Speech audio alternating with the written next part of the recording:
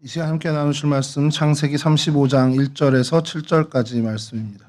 창세기 35장 1절에서 7절까지 말씀 저랑 한 절씩 교독하도록 하겠습니다. 하나님이 야곱에게 이르시되 일어나 베델로 올라가서 거기 거주하며 내가 내 형 에서의 낯을 피하여 도망하던 때에 내게 나타났던 하나님께 거기서 제단을 쌓으라 하신지라.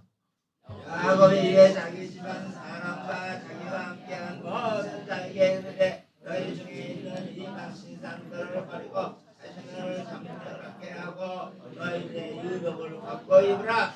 우리가 일어나 베델로 올라가자. 내 환난 날에 내게 응답하시며 내가 가는 길에서 나와 함께 하신 하나님께 내가 거기서 제단을 쌓으려 하노라 하매.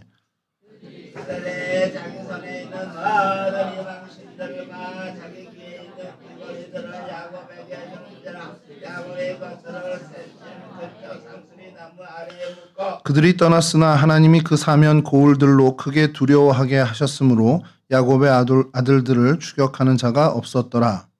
야곱과 그와 함께한 모든 사람의 가나안 땅 루스와 베델에 이르고 함께 하시죠.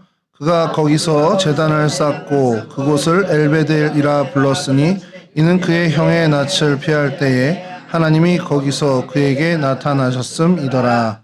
아멘. 아멘. 예, 오늘 저희가 함께 살펴볼 성경의 장소는 오늘 본문의 6절에서 나온 것처럼 가나안 땅 루스입니다.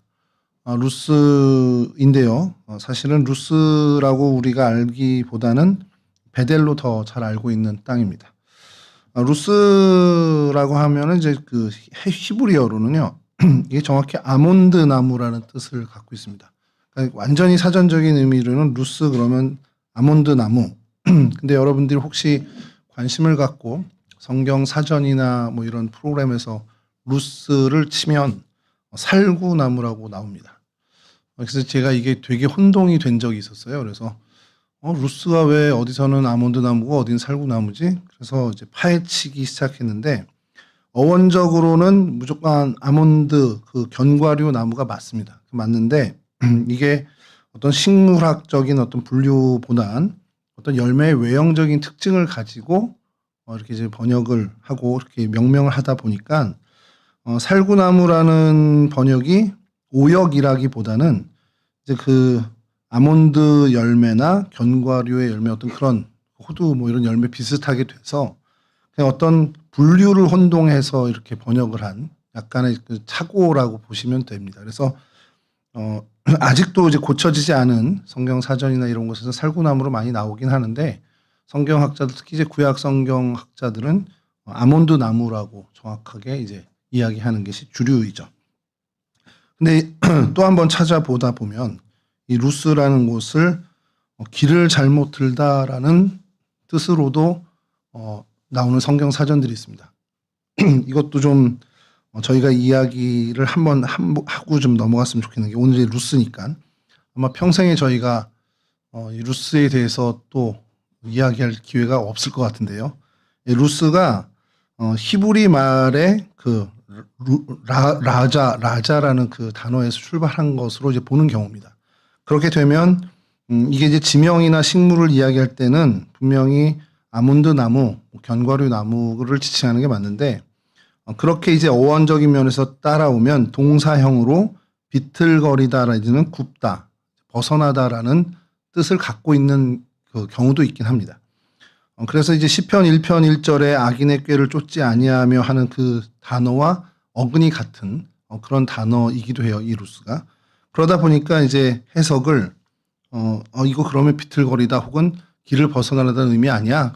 그렇게 생각을 할 수 있는데 이 지명에 쓰인 루스는 그것과는 전혀 다른 이제 그 같은 어원에서 출발했지만 전혀 다른 형태로 이제 발전이 된 그러니까 음은 같으나 뜻은 전혀 다른 단어로 보시면 됩니다. 그래서 동음 이의어라고 저희는 이제 저희가 국어 시간에 얘기하는 그런 차원에서 약간 이제 언어적으로 뭐 운율을 맞춘다, 뭐 라임을 맞춘다라는 차원에서 뭐 길을 벗어나다라고 이야기하는 경우는 있지만 성경이나 어떤 그 원어의 뜻에서는 전혀 다른 그런 길을 벗어나다는 뜻을 갖지 않고 있습니다. 그러니까 혹시라도 루스라는 것을 어디서 찾아볼 때 길을 벗어나다 혹은 뭐 잘못 들다, 길을 잘못 들다 이런 뜻으로 나온 것이 있다면 그냥 이렇게 동음이의어적인 것을 잘못 이렇게 했구나라고 생각을 해주시면 될 것 같아요. 여하튼 이게 왜 그 살구나무로 또 길을 잘못 들다로 번역되는지는 좀 이렇게 이해하시면 되고요. 아몬드 나무, 견과류 나무로 지칭된 것은 아마 그 인근에 그런 나무들이 많이 있었을 것이라 추정하는 그런 이제 성경학자들의 얘기입니다. 뭐 이것도 추정입니다. 전혀 근거가 있는 건 아니고요. 추정하고 그래서 그 지명이 된 것 아니냐. 근데 사실 이 루스라는 이름은 이 지역은 이제 완전히 그 이름을 잃어버렸습니다. 성경에만 이제 등장하는 단어, 지명 이름이고요. 사실은 지금 역시도 베델의 그 이름을 계속해서 유지해 오고 그 이름을 계속해서 계승해 오고 있습니다. 이렇게 베델과 루스가 이제 같은 곳이라고 성경에서는 이야기하는데 성경 한 군데에서는 좀 이걸 다르게 얘기합니다. 여호수아 16장 2절인데 이건 안 띄워드리고 제가 읽어드리겠습니다. 여호수아 16장 2절에 베델에서부터 루스로 나아가 아래쪽 속의 경계를 지나 아다롯에 이르고, 그러니까 여호수아의 정복이 과정에서 베델과 루스가 좀 다른 곳으로 구분되게 나와요. 그러니까 이렇게 되다 보니까 그럼 이 두 지역이 다른 거 아니야? 이렇게 성경학자들이 혼동을 하는 경우가 있습니다. 근데 이제 많은 성서 고고학에 이제 도움을 받고 그렇게 성경학자들이 결론을 내린 건 같은 지역인데 그것을 두 곳으로 두 가지로 불렀던 그런 것으로 해석을 합니다. 그러니까 이제 약간의 아직도 이제 논쟁이 있는 부분이긴 한데 이게 어느 정도 그래도 거리가 있던 지역인데 그리고 루스라는 이름, 베델이라는 이름을 따로 이렇게 갖고 있었던 것인데 베델이라는 이름이 나중에 붙여진 거죠. 그러니까 루스라는 동네가 있는데 한켠 어느 협소한 지역을 베델이라 이제 부르게 됐다. 근데 그것을 한참 동안 혼용해서 같이 부르다가 결국에 이제 하나로 이제 베델로 부르게 된 것이다라는 게 가장 유력한 설이고요. 또 지금까지도 루스와 베델은 별개의 도시다. 그래서 지금도 루스라는 곳이 따로 있을 거다라고 해서 찾아서 연구를 하는 그런 어떤 사람들도 소수지만 아직도 있는 상황입니다. 이게 그러니까 한 지역을 다른 이름으로 부르는 것이 성경에 많이 등장을 해요. 그래서 뭐 그런 일들이 많이 있는 건가? 이제 뭐 성경의 역사에만 이런 일이 많고 우리가 일상을 살아가는데 이런 일이 드문데 성경에 그런 일들이 빈번하다 보니까 좀 이게 혼돈이 되는 건가라는 생각을 하다가 우연치 않게 카톡이 지난주에 저한테 왔습니다. 지난주 저한테 와서 동대문 구청에서 제가 이제 알림을 받고 있거든요. 갑자기 카톡이 저한테 딱 오더니 7월 1일부터 용신동이 없어지고 신설동과 용두동으로 분리됩니다. 소식 들으셨어요?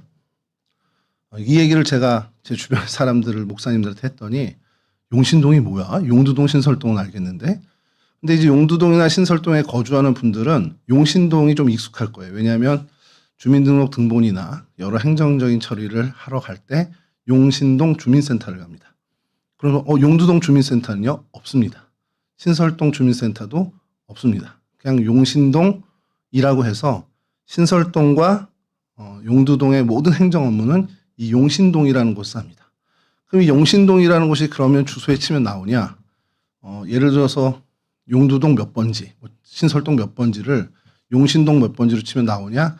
연관해서 검색 능력이 있는 엔진들은 해주지만 전혀 나오지 않습니다. 그럼 뭐냐 그러면 이제 거기서 이제 조금 이제 깊이 들어가는데 법정동과 행정동이 나눠지죠.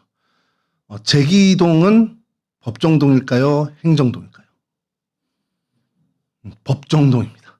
그러면 저희 교회가 있는 예전의 집원으로 제기 2동 67에 17. 그 제기 2동은 법정동일까요? 행정동일까요?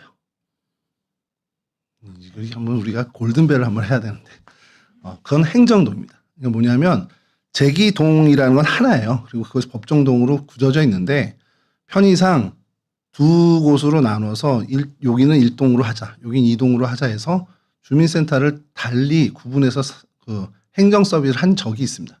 근데 지금은 이제 그게 1, 2동이 아예 없어져서 제기동 주민센터에서 아예 법정동과 행정동이 동일하게 이렇게 진행이 되고 있습니다. 이렇게 얘기하면 뭐 조금 헷갈릴 수 있는데 그래서 법정동, 행정동이 좀 많이 이렇게 좀 다양하게 있는 동네를 서울에서 찾아보니까 강북구가 있습니다. 강북구 미아동이라고 여러분 들어보셨나요? 미아동이 1동부터 9동까지 있습니다. 새롭지 않으신가 보네요. 9동까지 있는 게 보통 일이 아닌데. 그래서 미아동이 1동과 2동은 법정동인데, 그러니까 미아동이 법정동인데 그 1동, 2동으로 행정동으로 이제 나눠서 쓰다가 그게 너무 헷갈리는 거예요. 뭐 이 미아 몇 동 몇 동이니까 그러면 미아 1, 2동은 합쳐서 행정동으로 삼양동이라고 부르자.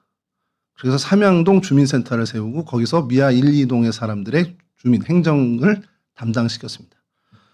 미아 3동은 제일 크다 보니까 그냥 미아동. 그래서 미아동 주민센터는 미아 3동 지역의 분들을 행정 서비스를 해주고 있습니다.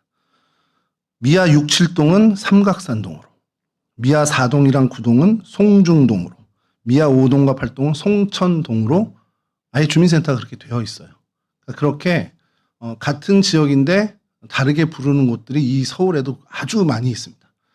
용신동이 그 딱 2주 전에 그렇게 알림이 온 게 저한테는 그때는 그냥 그렇게 지나갔는데 오늘 이 루스를 하다 보니까 그러면 여기가 예를 들어서 용두동 신설동 고기를 용신동으로 부르는 사람도 있고 용두동이라고 부르는 사람도 있고 신설동이라고 부르는 사람도 있다는 거죠. 이제 그게 너무 헷갈려지니까 이제 구청에서 아예 이번에 다시 7월 1일부로 예전으로 이제 돌아가는 겁니다. 용신동 주민센터는 용두동 주민센터로 이제 바꾸게 되고요. 7월 1일부터. 그리고 신설동 주민센터는 그 신설동에 그 무슨 시장이 있는데요. 먹거리 있는 그쪽에 새로 이제 뭐 사옥을 얻어서 이제 7월 1일부터 이제 서비스 시작합니다. 이렇게 같은 곳을 다르게 부르는 것은 시대가 지나고 사람들의 어떤 부르는 습관이나 이런 것들이 바뀌어지면서 계속해서 바뀌게 되고요. 특별히 이 루스를 베델이라고 부르게 되는 것은 야곱이라는 이 한 사람의 그 이야기. 그러니까 야곱은 이스라엘 민족에게 있어서는 거의 시조입니다. 그러니까 그 사람의 일대기를 이야기할 때, 그 사람이 거기서 이런 일이 있었어 하니까 그 루스라는 곳보다는 그냥 베델로 불리는 것이 이스라엘 민족 전체에게 대대손손 그렇게 부르게 돼서 지금 현대에 와서도 이곳을 베델이라는 이름으로 이제 약간은 발음은 변형됐지만 베이튼이라고 이제 베이틴이라고 이제 부르게 되는데 그 이름을 계속 유지하고 있다라는 겁니다. 여하튼 이게 좀 장황하긴 한데요. 그래서 어디냐 지도를 좀 보여주시면 첫 번째 지도입니다. 그래서 예루살렘에서 위쪽으로 한 16에서 17km 정도 직선거리로 가면 저기에 알베이튼이라는 동네가 있습니다. 그래서 거기가 예전에 베델, 루스 이곳이라는 것이 학계의 정설입니다. 그래서 다음 지도 보여주시면 구글에서 제가 그 텍스트를 보니까 한 16, 17km 떨어져 있다 그래서 또 한번 검증을 해보자 해서 구글에서 그 거리를 재봤더니 16.28km가 나오더라고요. 거의 뭐 기록들과 같죠. 그래서 그 정도 거리에 있는, 그러니까 멀지 않은 곳입니다. 굉장히 가까운 곳이고요. 차로 여기서 구글 내비를 해서 하면 약 46분 정도 걸립니다. 도로로만 가도요. 그래서 그런 가까운 거리입니다. 다음 지도 보여주시면, 근데 저희가 베델을 이야기하고 이 루스를 얘기하면 주변에 좀 연관된 지역들이 많이 있습니다. 뭐 예루살렘은 뭐 기준점이 되다 보니까 이거를 활용해야 되는군요. 이제 여기서부터 예루살렘은 기준점이 되다 보니까 그냥 여기 있고요. 그다음에 여기가 베이틴이라고 하는 베델입니다. 그리고 요 바로 옆이 베델과 아이 사이라는 성경 문구가 굉장히 많습니다. 베델과 아이 사이, 베델과 아이 사이. 뭐 아브라함이 첫 하나님께 제사를 드린 것도 베델과 아이 사이. 거기서 제단을 쌓았다는 것도 베델과 아이 사이인데 여기가 한 2에서 3km 정도 거리되는 베델과 아이입니다. 그리고 여러분들이 잘 알고 있는 여호수아 때 아이성을 점령했던 그 아이성도 맞습니다. 동일한 곳입니다. 자, 근데 이 베델을 얘기하면 또 하나가 나오는 것이 세겜이 나옵니다. 그래서 오늘 본문하고도 이제 연관이 되는데 야곱이 세겜 땅에 있다가 베델로 올라가자 해서 베델로 옮기게 되죠. 여기서부터 여기까지 오게 되는 겁니다. 이 거리를 우리가 기억해야 되고요. 그리고 또 하나 베델을 얘기하다 보면 사사시대 초반에 실로를 우리가 언급을 할 수밖에 없습니다. 실로는 뭐냐면 하나님의 언약궤가 있었던 곳이거든요. 하나님의 언약궤가 있었던, 그리고 엘리 제사장 때 아주 제일 많이 등장을 합니다. 이 지명 이름은요. 그래서 실로가 바로 요 위에 있습니다. 그래서 실로 그리고 이 베델 요 사이가 굉장히 종교적으로는 중요하고요. 야곱의 일대기를 얘기할 땐 저기 세겜에서부터 이 베델이 굉장히 중요한 이 연관이 씌워집니다. 그리고 창세기에서 자주 등장하는 베델과 아이 사이에 아이성은 요 가까이에 있었다라는 거. 아이성을 얘기하면 그냥 또 자동적으로 여리고성이 나오죠. 여리고성을 점령했고 그 다음에 아이성에서 대패를 하게 되는. 그래서 여리고는 요단을 건너자마자 있는 지금은 제리코라고 되어 있는 여리고성이 있습니다. 이렇게 도시를 좀 보시면 좋고요. 그래서 오늘 본문에 등장했던 그 세겜에서 베델까지 이동 거리를 보면 다음 지도를 좀 보여주시면 예, 여기 거리가 30km입니다. 직선 거리는 30km 정도 나오고요. 꽤 먼 거리입니다. 꽤 먼 거리를 이동하게 된 거죠. 그다음 다음 지도 보여주시면 이것은 이제 종교적으로 사사시대 종교적으로 굉장히 중요한 의미를 갖는 건데 요 실로와 베델 요 사이입니다. 실로와 베델 사이는 요 반 정도 14km 정도 이렇게 나옵니다. 구글 지도로 이렇게 검색을 해도 거리를 측정해도 요 정도 거리가 돼요. 그러니까 멀지도 가깝지 않은 것인데 이 법궤가 언약궤가 있었다라는 것 이게 굉장히 중요하기 때문에 베델과 실로의 사사시대에 그러니까 여호수아 정복 그 시대죠. 그 이후에 이 베델에 또 실로에 여호와의 법궤가 있었다라는 것 이게 중요해서 종교적인 중심지였다라는 것. 그러니까 여러분 좀 이따가도 살펴보겠지만 남북이 나뉘잖아요. 북이스라엘과 남유다가 나뉠 때 북이스라엘 사람들이 하나님을 예배하러 예루살렘을 가는 게 이제 두려워서 그래서 이제 민심이 르호보암에게 넘어갈까봐 두려워서 여로보암이 황금소를 두 개를 만들어서 하나는 단에 두고 저 북쪽에 단에 두고 하나는 베델에 두게 됩니다. 근데 뜬금없이 왜 베델에 뒀냐라고 생각할 수 있지만 이 베델이 굉장히 종교적으로 중심지였다라는 것을 그 여로보암 시대까지도 사람들 사이에서 통용이 됐다라는 겁니다. 그러니까 실로에도 그리고 베델에도 언약궤가 머물렀다라는 걸 알기 때문에 그렇다는 거죠. 그래서 고고학적으로도 이것이 굉장히 좀 발견이 되게 됩니다. 여하튼 이 베트엘이라고 히브리어는 베트엘 그리고 지금 베이틴이라고 불리는 지금 이 동네 이 지도를 다시 다음 지도를 하나 보여주시면 이제 요거는 좀 격가지로 여리고하고 아이성 사이의 거리는 19km. 그러니까 여리고성을 정복하고 19km 정도를 이동해서 아이성을 치다가 이제 그래서 패배를 맛보게 된 그 정도. 이거 그냥 참고로 한번 이렇게 띄워드린 거고요. 다음 지도 보여주시면 이제 오늘날을 이제 이 베이틴을 얘기하다 보면 또 오늘날에 연관되는 도시가 하나 나오는데 라마 알라라는 도시입니다. 여기가 베이틴이고 그 옆이 아이성이고 여기가 라마 알라라는 도시입니다. 이 라마 알라라는 도시를 하여간 지금 현재 베이틴을 검색하거나 뭐 이렇게 찾아보면 항상 이 라마 알라가 같이 나와요. 그러니까 왜냐하면 여러분 전에도 한번 저희가 이 시간에 했지만 그 웨스트뱅크라고 해서 서안 지구가 있습니다. 그러니까 팔레스틴 사람들이 자치구를 형성해서 사실은 지금 유엔으로부터도 독립국가로 인정을 받고 있죠. 거기에 이제 이스라엘이 정착종 주민들을 보호한다는 구실로 군대가 들어가서 주둔을 하고 있고요. 그래서 약 뭐 한 40~50% 이상 이스라엘 군이 이제 점령하고 있는데 이 라마 알라라는 곳이 서안 지구 약간 그 실질적인 수도 역할을 하고 있는 곳입니다. 그러니까 여기에 가깝고 여기서 멀수록 이제 팔레스틴 사람들이 안정감을 갖는다 못 간다 그 정도로 생각하시면 되는데 그래서 여기서 라마 알라에서 우리가 이제 베이틴을 검색하면 라마 알라에 항상 가까이 있는 도시로 이렇게 규정이 돼요. 그러다 보니까 이 라마 알라가 그 팔레스틴 자치구의 거의 수도 역할을 하는 도시다 보니까 이 인근으로는 그래도 팔레스틴 사람들이 자치령으로 갖고 있는 도시들이 좀 있습니다. 그리고 이 베이튼이 거기에 해당되는 거죠. 그러니까 이게 성서 고고학적으로는 팔레스틴 사람들이 자치령을 갖고 있는 곳이다 아니다가 영향을 좀 받는 것이 이스라엘 영인 곳이 고고학적으로 발견하기가 쉽습니다. 그 작업을 하기가. 근데 그렇지 않은 경우는 좀 복잡해지는 일들이 좀 생겨요. 그리고 저항도 좀 많이 생기고요.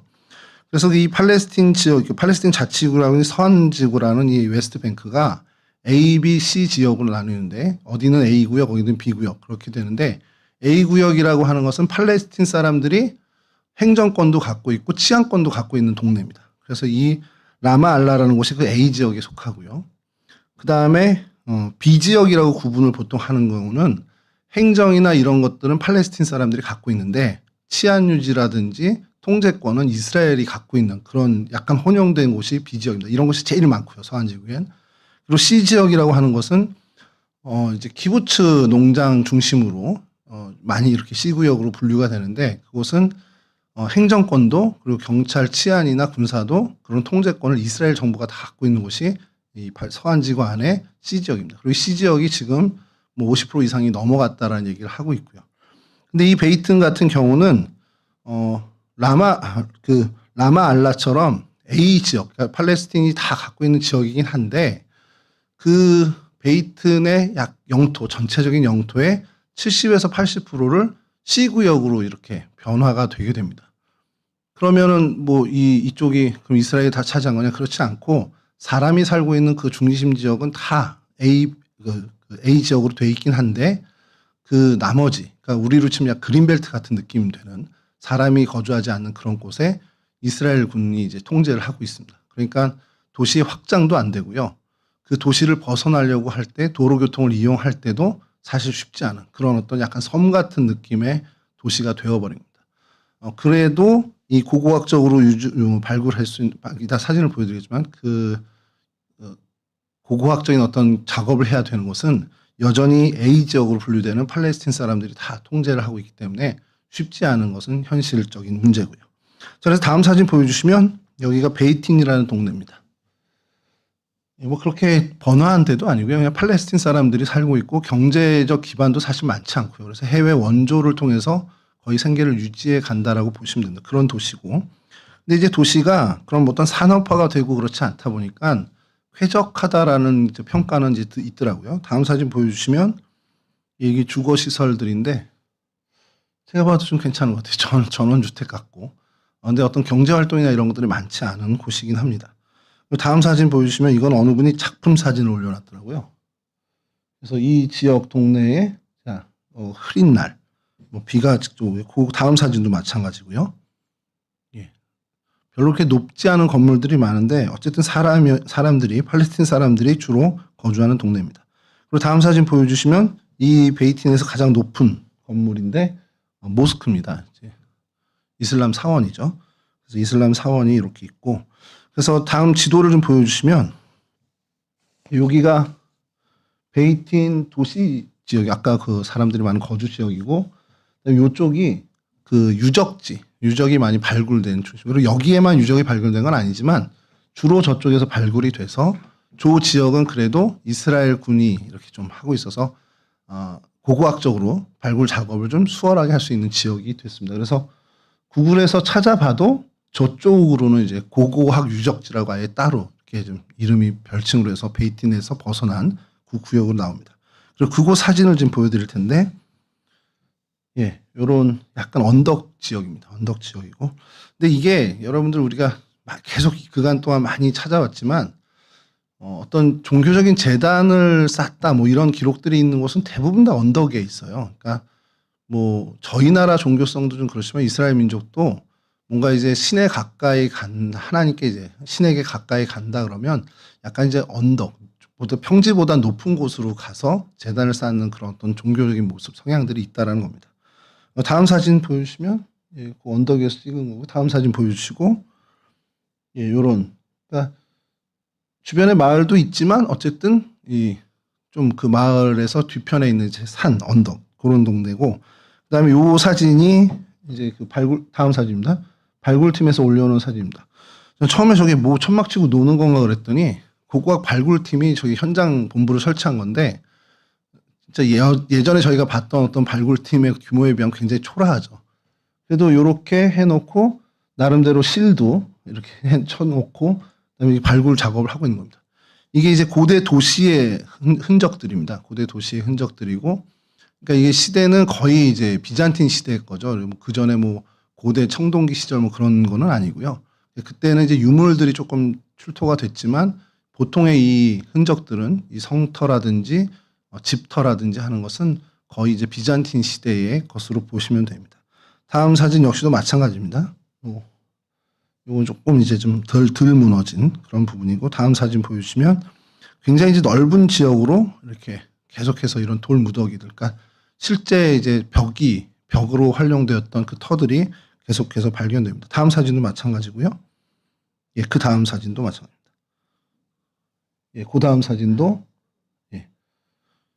어쨌든 흔적들은 확실합니다. 그리고 여기서 조금 이제 떨어진 곳에 그 고고학적으로 의미 있는 것이 하나 발견됐는데, 이 다음 사진 보여주시면 요거 이제 교회터입니다. 비잔틴 시대에 이제 아마 야곱이 여기서 단을 쌓았다라는 걸 기념하기 위해서 교회를 세운 것으로 이제 추정을 하는 거예요. 사람들은 이제 비잔틴 시대. 근데 무너졌고요. 다 무너졌고 요 입구가 되는 아치 문만 지금 남아 있는 상태입니다. 그리고 그 앞에 표지판을 보시면 뭐 확대를 하긴 좀 그렇지만 이거를 보면 고대 건물 이렇게 돼 있고 그 밑에 붕괴 위험 이렇게 써 있습니다. 이렇게 해서 들어가지 말라는 이제 경고문을 이제 붙여놓은 거죠. 다음 사진 보여주면 예, 마찬가지 그 사진이고 요거 조금 보이나요? 예. Ancient Building Danger of Collapse 뭐 이렇게 돼 있습니다. 그렇게 영어와 히브리어로 돼 있고요. 그리고 이 다음 사진이 요게 이제 고고학자들이 굉장히 성과를 낸 아까는 이제 비잔틴 교회 그냥 단순한 교회의 터고 요거는 베이틴 탑이라고 이 사람들이 명명을 했어요. 그러니까 베델 탑이죠. 우리말로 한 베델 탑인데 요 탑이 요게 망루의 흔적이고 여기는 이제 그 시설물들입니다. 이제 그 방들이 있었고 어떤 구분되는 그런 격실이 있었던 곳이고 요거 이제 망루입니다. 그리고 다음 사진 보여주시면 좀 멀리서 찍은 망루인데요. 사진이 좀 흐린데 그 옆으로 계속해서 이제 격실들이 지금 보이는데 요게 비잔틴 시대의 수도원으로 추정을 합니다. 수도원으로 쓰였던 다음 사진 보여주시면 조금 이제 그 격실들을 좀 근데 요게 이제 유물들이 비잔틴 시대의 이제 교회 유물들 특히 이제 수도원이었던 것으로 추정되는 유물들이 많이 등장을 했고요. 그럼 저 망루는 뭐냐? 그래서 고고학자들이 연구를 했는데 이 비잔틴 시대의 수도원으로 쓰이던 것이 이제 페르시아가 이쪽을 이제 패권을 차지하게 되면서 점령하고 그 다음에 기독교 세력이 십자군 원정을 통해서 이 지역을 다시 찬탈합니다. 그때 이곳을 십자군의 어떤 요새로 활용한 흔적들을 이제 발견합니다. 그리고 그때 망루를 세워서 군사 기지화했다라고 이제 확증된 어떤 그런 물품들이나 기록들을 이제 찾게 된 겁니다. 그래서 이곳이 종교적인 중심지였고 그다음에 야곱의 어떤 그 이야기 그리고 또 아브라함이 베델과 아이 사이에서 제단을 쌓았다라는 그런 의미 있는 것이기 때문에 종교적으로도 좀 이제 비잔틴 시대에 좀 뭔가를 설치를 한 거죠. 교회도 만들고 이제 그거를 이제 다시 십자군 원정 때 되찾기 위해서 애썼던 그런 곳으로 이제 생각을 하고 있습니다. 이렇게 요 사진들을 보면 요 동네의 모습이고요. 이제 이게 1927년부터 본격적인 고고학 발굴이 시작됐습니다. 그러니까 굉장히 오래됐는데 그 기간에 비해서는 어떤 그 결실은 그 결과물들은 그렇게 많지 않은 것이 또 하나의 모습이죠. 그래서 올브라이트라는 사람이 이제 구약학자인데 성서 고고학자이면서 역사학자 그리고 구약 신학자인데 제가 신학교 때도 올브라이트 이스라엘 역사라는 책을 이제 되게 두꺼운 책을 본 기억이 있습니다. 그래서 이 사람이 여기에 어떤 거의 고고학으로는 창시자라고 볼 수 있습니다. 그래서 이게 그런 게요. 이게 어떤 국가 주도나 어떤 그 기관 단체 주관으로 고고학 이런 발굴 작업을 하면 그것이 어디 뭐 국가 박물관이나 이런 데로 가게 되잖아요. 근데 개인이 팀을 꾸려서 이렇게 오게 되면 개인이 소장을 해버려요. 근데 이제 그 지금이야 뭐 이스라엘에서 그걸 가지고 나가기가 어렵지만 그때만 해도 이제 그런 게 별로 없을 때니까 다 그냥 개인들이 가져가고 개인 소장해서 어디에 있는지조차도 모르는 분명히 발굴되고 사진은 남아 있는데 그 현물이 지금 어디 있냐 이거는 이제 알 수 없는 그런 일들이 많은 곳이 고고학 초기에 어떤 그런 모습들입니다. 그래서 청동기 시대 유적들이 발견됐다는 기록도 있고 사진도 있대요. 근데 뭐 그 사진은 제가 구하지 못했는데 그러니까 이게 여호수아 정복기 사사시대 초반이 이제 청동기 시절인데 그때에 발견된 그런 어떤 성터들 그리고 성벽 병문 그리고 가나안 신의 신전터 이런 것들이 발굴이 됐다고 합니다. 그 이후에 이제 중단됐다가 다시 재개하니까 그 흔적은 다 이제 비잔틴 시대의 그것과 혼용이 돼서 찾기가 어려워지는 거고요. 그다음에 이제 철기 시대의 흔적이 논쟁이 되는 것이 하나가 발견이 됐는데 이제 철기 시대면은 이스라엘 이제 그 남왕국 부왕후 시절 요때 뭐 다윗 왕 이후 이제 시대인데 이곳에서 제단터를 발견을 해요. 제단터를 발견하고 그리고 그곳에서 이제 그 얼룩무늬를 채취를 했는데 그게 동물의 피로 이제 밝혀지게 됩니다. 현대 과학에 의해서. 그러니까 이곳이 동물을 희생했던 어떤 제단이 있었던 것이 맞구나. 근데 근데 이제 그게 뭐 탄소 연대 측정인가 이렇게 하다 보면 철기 시대에서 여로보암 시대까지 간다는 겁니다. 그러니까 여로보암 시대에 이 황금 송아지를 놔두고 여기서 그 베델에 그 산당을 차린 어떤 제단을 차렸던 그 기록이 아니겠냐라고 이제 고고학자들은 주장을 하는데 또 사실은 그게 좀 뭐 확증할 수 있는 게 없잖아요. 그러니까 다른 쪽에서는 그건 그렇지 않다. 가나안 신전 뭐 이런 식일 수도 있다라는 그걸로 이제 논쟁이 아직까지도 진행되고 있습니다. 그리고 후기 이제 비잔틴 시대의 어떤 교회라든지 십자군은 그건 굉장히 이제 많이 출토가 돼서 그때에 여기가 굉장히 종교적인 중심지였다라는 것은 이제 뭐 그것은 좀 이제 확증된 그런 고고학적인 어떤 결과들이죠. 그리고 아까 말씀드린 그 교회 수도원 유적 위에 십자군이 탑을 건설해서 군사왔던 군사 요새로 바꿨다는 것도 거의 정설로 받아들여지고 있습니다. 이런 어떤 베이틴의 그 현재의 모습이고요. 그래서 이제 베델이 그럼 성경에 어떻게 등장하는지를 좀 보려고 하는데 오늘 좀 성경을 좀 많이 읽을 겁니다. 시간이 좀 많이 갔지만 성경을 좀 읽고 저희가 볼 텐데요. 먼저 아브라함이 제단을 쌓았던 기록이 창세기 12장 8절에 있습니다. 이걸 읽어드리면 거기서 베델 동쪽 산으로 옮겨 장막을 치니 서쪽은 베델이요 동쪽은 아이라 아까 그 지도의 그 사이입니다. 그가 그곳에서 여호와께 제단을 쌓고 여호와 이름을 부르더니 그러니까 아브라함이 가나안 땅에 도착해서 이곳에서 이제 하나님을 예배하기 시작했다라는 그 의미 있는 장소가 이 바로 베델, 루스 그리고 베이틴이라고 하는 동네입니다. 그리고 오늘 본문과도 연결이 되지만 창세기 28장 18절에서 19절은 야곱이 꿈속에서 하나님을 만난 그 장소가 바로 여기다라는 겁니다. 그래서 야곱이 아침에 일찍 일어나 베개로 삼았던 돌을 가져다가 기둥으로 세우고 그 위에 기름을 붓고 그곳 이름을 베델이라 하였더라. 그 성의 옛 이름은 루스더라. 그러니까 루스라는 이 이름이 이 동네가 베델로 명명되고 그것을 지금 2025년 이때까지도 이 베델의 이름이 유지된 것은 바로 이 사건 때문입니다. 이 야곱이 이곳에서 그 돌기둥을 세워 하나님을 예배했다. 그 장소로 그래서 베델로 지금까지 불려지는 거죠. 그 다음에 다시 오늘 본문인데요. 창세기 35장 6절에서 7절 요건 뭐 그냥 보여드리기만 하겠습니다. 그래서 베델로 다시 올라가게 되는 그 기록이 남은 곳이 바로 이곳이고요. 그다음에 여호수아 시대에 이 베델의 왕을 정복한 기록이 나옵니다. 여호수아 12장 9절과 여호수아 12장 16절인데요. 하나는 여리고 왕이요 하나는 베델 곁의 아이 왕이요 하나는 막게다 왕이요 하나는 베델 왕이요. 그러니까 베델이 이 아이와 연관돼서 계속해서 이제 등장을 합니다. 그리고 여호수아 8장 9절에 그들을 보내매 그들이 매복할 곳으로 가서 아이 서쪽 베델과 아이 사이에 매복하였고 여호수아는 그 밤에 백성 가운데서 잤더라. 아이 성을 이제 두 번째 패배 후에 공략할 때 베델에 그리고 그 아이 사이에 매복했다라는 그러한 기록이 이 여호수아에 등장을 합니다. 그리고 사사시대의 신앙의 중심지였다라고 이제 아까 말씀을 드렸는데 사사기 20장 18절입니다. 여기 조금 좀 주의해서 저희가 좀 볼게요.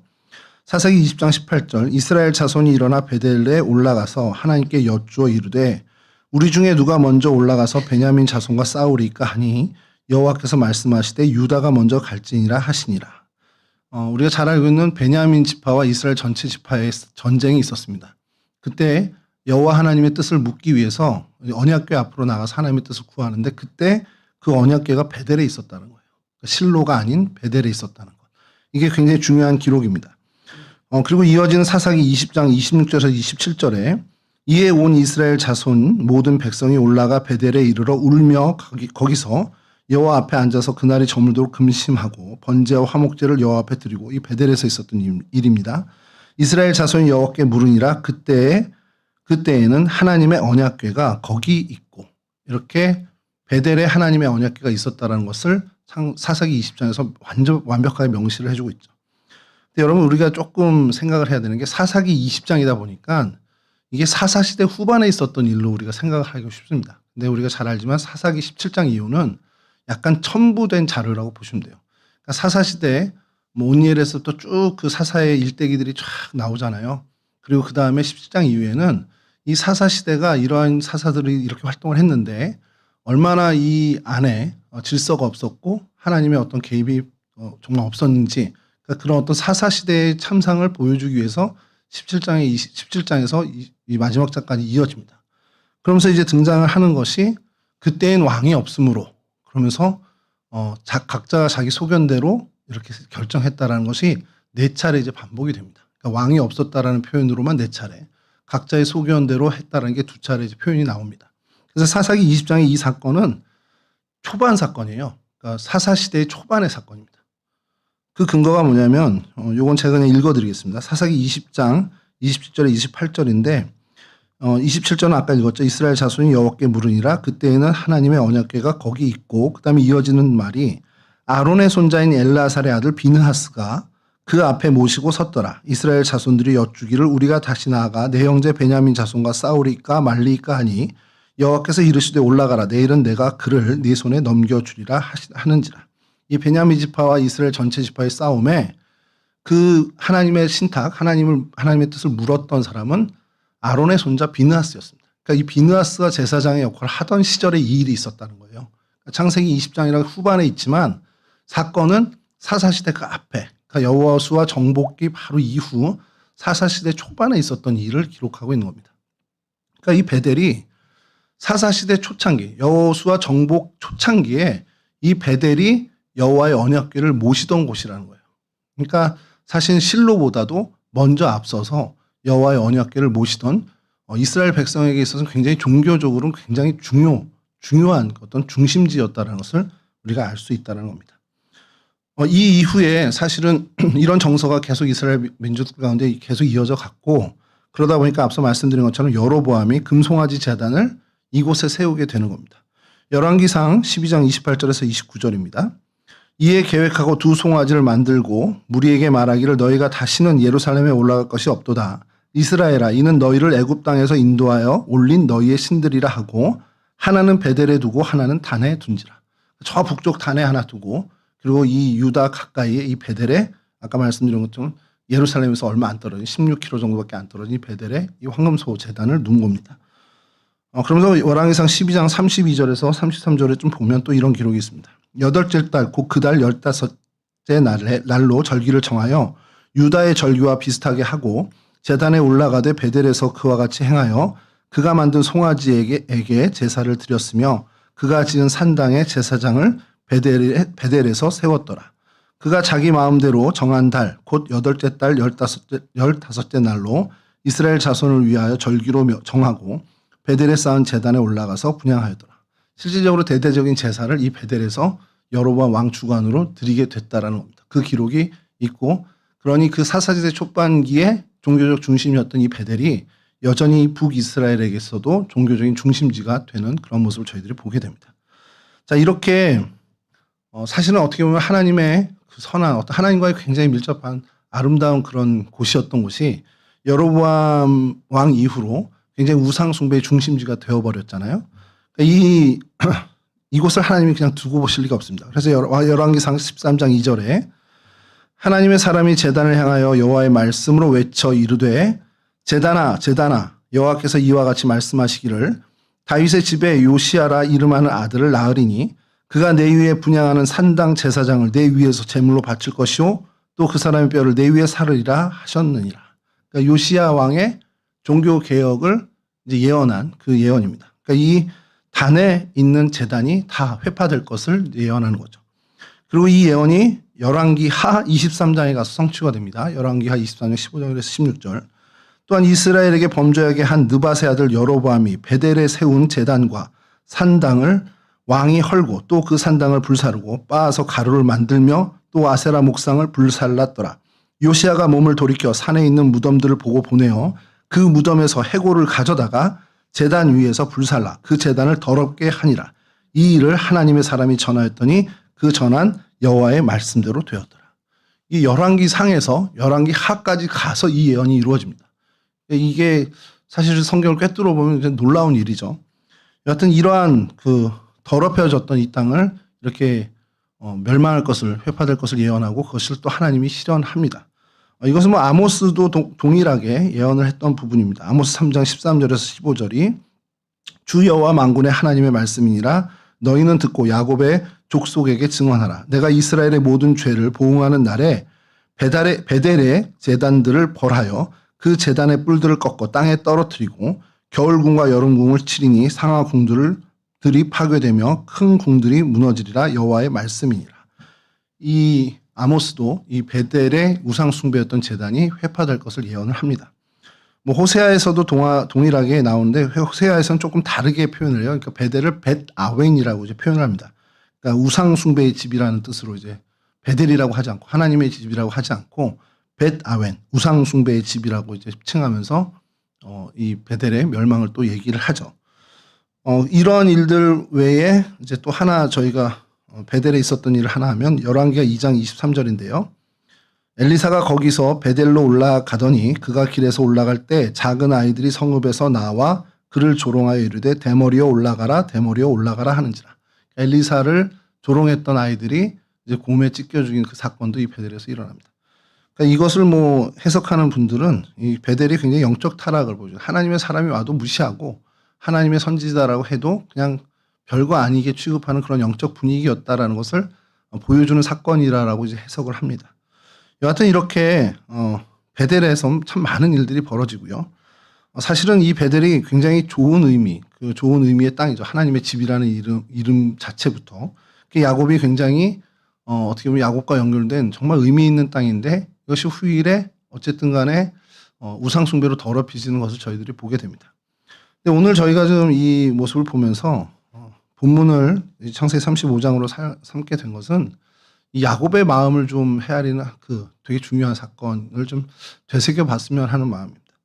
야곱이 하나님께 약속을 합니다. 창세기 28장에 내가 하나님 이 길을 지금 떠나는데 나로 하여금 정말 무사히 하나님 나의 아버지 집으로 돌아오게 하시면 하나님이 나의 하나님이 되실 것입니다.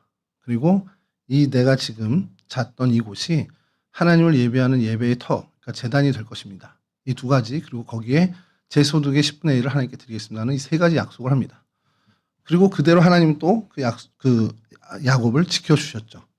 야곱이 그것을 잊었던 것 같아요. 그러니까 보기에는. 근데 그 야곱의 인생을 저희가 보면 위기 때마다 하나님을 찾습니다.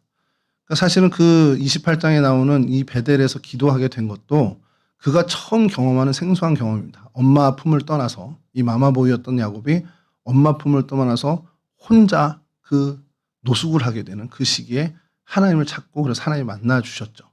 그리고 라반의 집에 가서 많은 우여곡절을 겪습니다. 뭐 임금을 변제당하는 사실 뭐 어떻게 보면 월급도 제대로 못 받았다는 그 일들 뭐 변제한 게 몇 번이다 이런 하소연을 하죠. 그런데 큰 때를 이루어요. 큰 재산을 축적하고 이제 더 이상 같이 동거할 수 없으니 다시 네 고향으로 돌아가라 해서 분리를 하게 됩니다. 근데 돌아가려니 누가 걱정입니까? 형 에서. 사람을 먼저 보냈더니 에서가 군사를 이끌고 온다는 소식을 들었습니다. 그래서 여러 때로 나뉘어서 자기는 제일 뒤에 혼자 그 야복강을 건너지 못하고 다 먼저 건네는 거죠. 혹시라도 죽으면 도망갈 생각인 거죠. 자, 그 절체절명의 위기에 그는 또 하나님을 만납니다. 하나님께 기도하고 야복강에서 우리가 잘 아는 분이엘 사건. 밤새 하나님과 씨름한.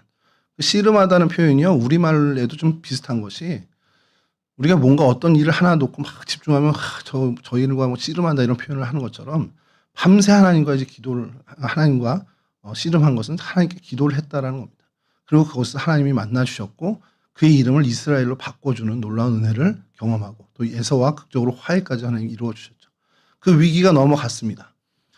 그러면 이제 약속한 대로 창세기 28장에 약속한 대로 돌아왔잖아요. 그럼 그가 약속을 지켜야 됩니다.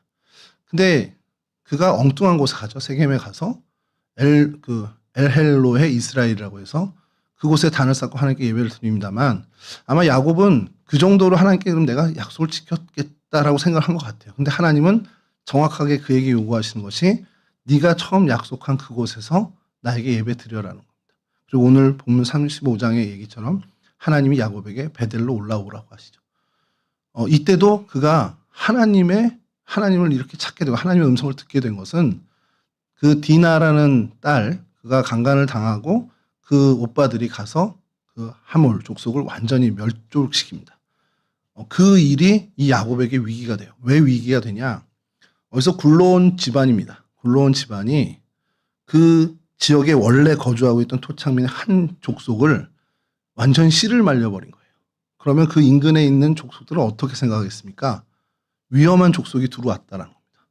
그러면 우리 힘으로는 어렵겠네. 그러면 그 부족들이 다 연합을 하겠죠. 연합을 하고 무엇을 목적으로 연합을 하겠습니까? 이 야곱 일가를 처단해야죠. 죽여야 되는 겁니다. 야곱은 그걸 알았죠. 그래서 레위와 시몬을 그렇게 야단치는 겁니다. 니네가 큰 일을 저질렀다라는 거예요.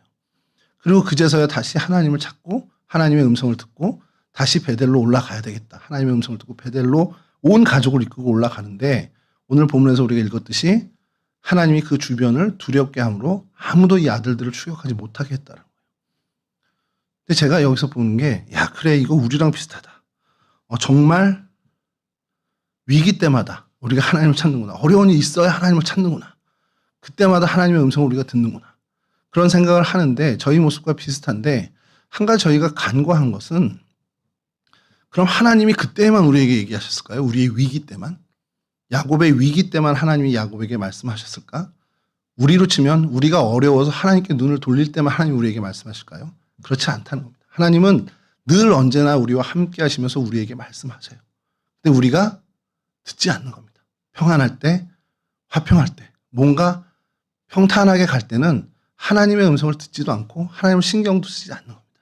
그러다가 어려운 환경과 여건이 되면 위기를 맞게 되면 그제서야 옆에 계신 하나님을 인식하고 하나님의 말씀에 귀를 기울이고 하나님 말씀하신 대로 행한다는 겁니다. 야곱의 모습에서 꼭 저희들의 모습을 발견하는 거죠. 오늘 본문을 통해서 보면서 이러한 어떤 모습을 우리가 좀 이제는 탈피했으면 한다는 겁니다. 하나님과 약속한 대로 창세기 28장에 약속한 그대로 지키는 게 중요한 거예요. 근데 그는 대충 어느 정도 이렇게 모양에 맞게 해놓으면 이 정도면 되겠지. 하나님도 양해해 주시겠지.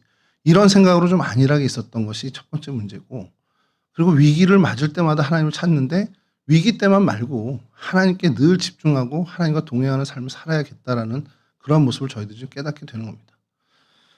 여러분 하나님과 혹시라도 약속한 것이 있습니까? 하나님과 하나님께 내가 결단한 것이 있습니까?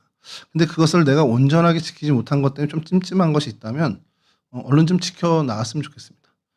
그렇게 정말 하나님 앞에 늘 집중하고 그래서 하나님 말씀하시는 것이 내 인생의 위기와 어려운 상황에서만이 아니라 정말 평탄하고 화평한 가운데서도 하나님의 말씀을 듣고 그렇게 하나님과 교제하는 그러한 삶을 우리가 목표로 살았으면 좋겠다는 겁니다. 그렇게 될 때에 우리의 인생을 통해서 하나님은 분명히 하나님의 일을 하시겠죠. 야곱을 그렇게 하나님께서 들어쓰시고 이스라엘 시조로 만드시는 것처럼 우리로 하여금 하나님께서 하나님이 이루시고자 하시는 일을 이루실 것입니다. 제가 또 한 가지 주목한 것은 이것은 창세기 28장의 야곱의 개인적인 하나님과의 약속이었습니다. 하나님이 나의 하나님이 되실 것이고 이곳이 하나님을 예배하는 곳이 될 것이고 내 소득의 10분의 1을 하나님께 드리겠습니다. 내 소득의 10분의 1을 하나님께 드린 거는 뭐 그 이후에 어떻게 되지는 않지만 하나님이 나의 하나님이 되시겠습니다. 이건 지켰죠. 근데 이곳이 이 베델이 이 자리가 하나님을 예배하는 자리가 되도록 하겠습니다라는 것은 약간은 좀 이제 편법을 했지만 결국엔 나중에 이 위기 속에서 찾아가 지켰습니다. 근데 이 창세기 28장의 개인적인 약속을 창세기 35장에서 보면 우리가 오늘 본문에서 보면 개인의 약속을 성취하는 게 아니라 우리의 약속, 온 집안의 약속으로 그것을 이끌어갑니다. 그러니까 나와 하나님과의 관계가 그냥 거기서 끝나는 것이 아니라 야곱 한 사람의 변화와 또 야곱 한 사람의 결단에 의해서 그 가족 전체, 그 집안 전체에 하나님이 되시고 그 집안 전체가 그곳에서 하나님을 예배하는 그런 나에서 우리라는 공동체로 그 신앙이 확산되는 것을 좀 보게 된다는 것이죠. 그러니까 우리가 하나님 앞에 결단했던 것, 하나님과 정말 씨름하고 하나님의 말씀을 지켜 순종하고 하나님과 우리 개인의 그 관계가 잘 회복된다면 그냥 우리 한 사람의 인생이 회복되고 우리 한 사람의 인생이 하나님으로부터 쓰임받는 것에 그치지 않고 우리 주변, 내 주변의 사람들, 특히 우리의 가족들, 내 이웃들과 하나님과의 관계도 회복되고 내가 하나님으로부터 쓰임받는 것처럼 내 주변의 인생들이 하나님으로부터 쓰임받는 그러한 선한 일까지도 하나님이 이루어 주신다는 겁니다. 바라기는 저와 여러분들이 정말 하나님께 우리 개인의 약속이라 할지라도 철저히 지키고 순종한다면 하나님께서 나를 통해 내 공동체, 내가 속한 그 집단, 내가 속한 나의 가정 이것까지도 하나님께서 복 주시고 함께 이끌어 주신다는 그 믿음으로 우리가 하나님 앞에 나갔으면 좋겠습니다. 이와 같은 믿음으로 늘 승리의 길을 걸으시는 저와 여러분들이 되시기를 주님의 이름으로 간절히 축원합니다. 잠깐 기도하시고 찬송하고 마치도록 하겠습니다.